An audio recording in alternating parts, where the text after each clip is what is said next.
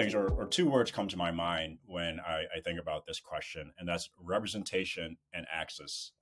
Access, so it's no particular order. So access, what I mean by that is your product, only able to help a certain group of people. You should dive into the data and understand where you are. Is your current customer makeup, the TAM, total addressable market, how we like to call it, you are after, or is there data telling you you're excluding certain demographics, or multiple demographics from what you're looking for? Fintech leaders need to understand the business aspect of the importance of an inclusive product that serves a diverse customer base and the implications on revenue if it's not addressed, right? So if you're missing a target audience because your product isn't there, your company could falter from that. So the access part is key, and then representation, right? And like I said, no in particular order. The fintech industry has been historically skewed to straight white men. When I tell my friends, if I, kind of get a personal story here, when I tell my friends I work in the fintech industry, they look at me like I have five heads and, ask how I am navigating culturally, which is code for, how is it working in a predominantly white industry? The best way to kind of break this stigma as a fintech company is to diversify our workplace and to stress the importance as a leader for diversifying the industry itself.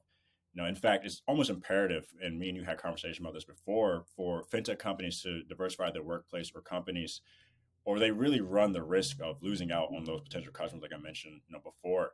Your employee base should not only, reflect your customers you currently have, but also the customer base you want to acquire. At Stash, we really thrive on that and strive to do that. And it's part of our mission, it's part of what we do here every day. There's a lot of barriers out there. Some, self-inflicted, and some is just, there.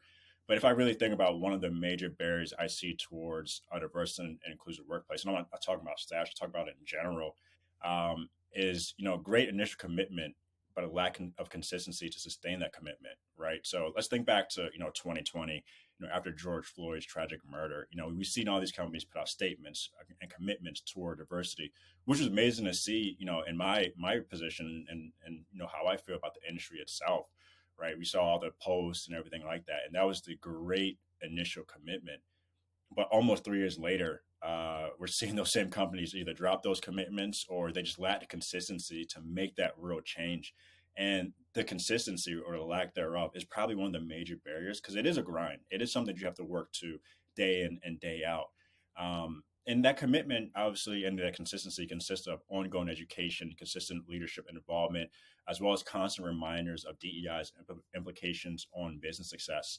It's an ever evolving conversation. And when it comes to running a business, right, there's certain things that pop up every now and then that you kind of have to tackle. But in your mind, DEI has to be always at the forefront if you want to have a successful long-term generational business from that aspect. So that's really the biggest barrier, that commitment and consistency and keeping that up over the long term.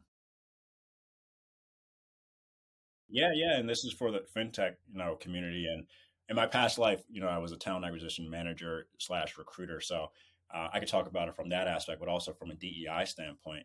When we're thinking about hiring, especially for fintech in itself, is it really necessary to have a prerequisite of fintech experience, right? It's such a niche market. And like I said before, it's not really as diverse as we would like it to be. So unless it's a role specific to investing or banking, which I definitely understand, but even so, we can still find creative ways. Sourcing from industries that offer greater representation could definitely help when it comes to bridging that gap.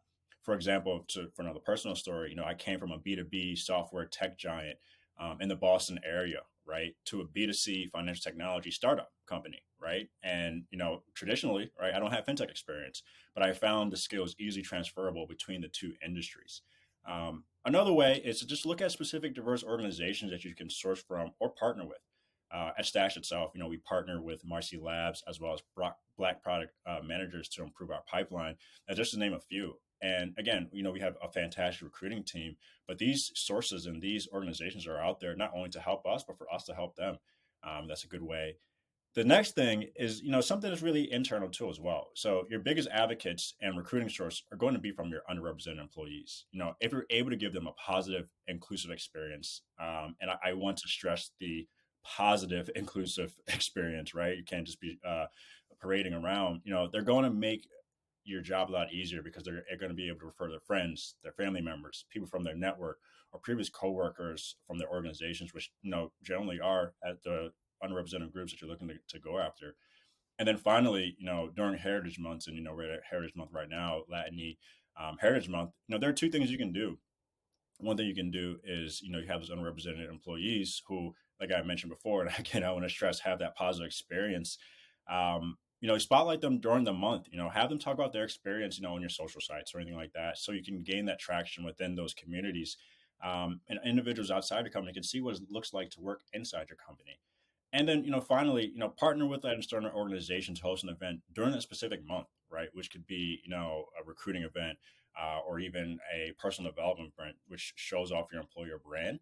But it also helps both parties from that aspect. And, we've found success with that with Techeria during this month too as well. So, those are some of the ways you can do that.